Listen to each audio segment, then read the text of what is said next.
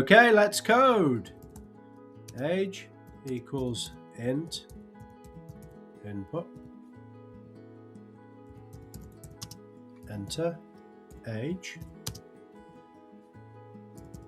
2 brackets on the end, because we've opened 2 brackets, we close 2. Has underscore ticket equals input. We're expecting a string on this one. Do you have a ticket? And we need to prompt them to say yes or no. So we'll just do yes, no, and then we also need to close the quote, close the bracket. We don't need 2 brackets on the end of this one because this one's going to be a string. Then we'll start writing our statement.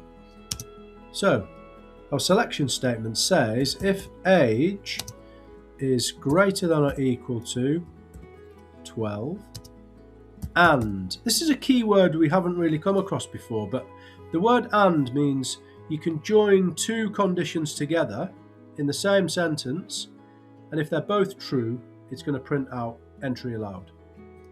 And has underscore ticket equals equals. Double equals means directly equal to, and if has ticket is directly equal to yes, the word yes, colon, never forget the colon, because it creates the little indentation, and we can print out entry allowed. So when we press enter now, it's still indented. So what we need to do is just go back twice, because our else needs to line up with our if, and else will always have a colon on the end as well. So when we print out entry denied with quotations around it because it's a string, we can run the program and see if it works. So if I test all these conditions just to see if the program selection works, I'm going to enter, first of all, I'm going to enter 13 for the age to test to see if the age works, and I'm going to say yes for a ticket to see if it outputs entry allowed, and it does. Perfect. I'm going to press run again, and this time I'm going to enter age as 11. So this condition is false now, but I've got a ticket, and see if it outputs entry allowed or denied. You predict. Entry denied. So the first condition is false, but the second condition is true. So this word and really works in this scenario, and it defaults out of this because it ends up as false and prints entry denied. Let's try it again. If I enter age 11 and ticket as no, it should be entry denied. And finally, let's run it one more time and do 14 and a ticket as yes,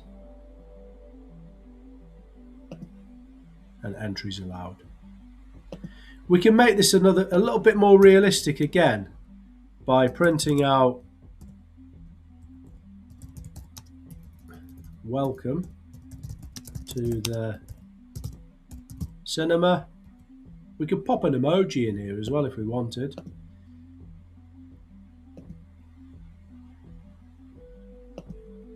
Let's pop an emoji in.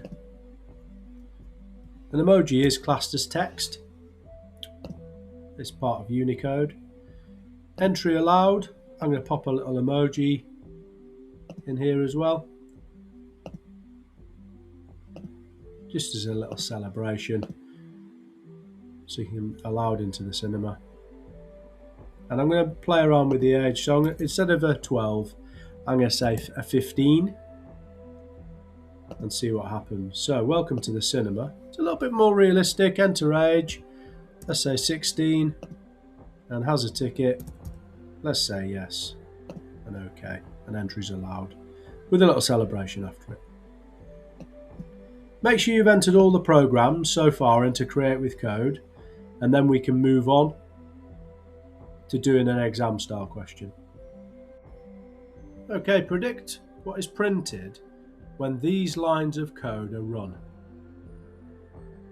Press pause on the video, predict, and then we'll come back in a second. OK, these lines of code have run. Fail is printed because 50 that's greater than 50 is false. The condition must be true for the if block to run. Essentially 50 isn't greater than 50, 50 is equal to it. So it won't print out pass, it'll print out fail.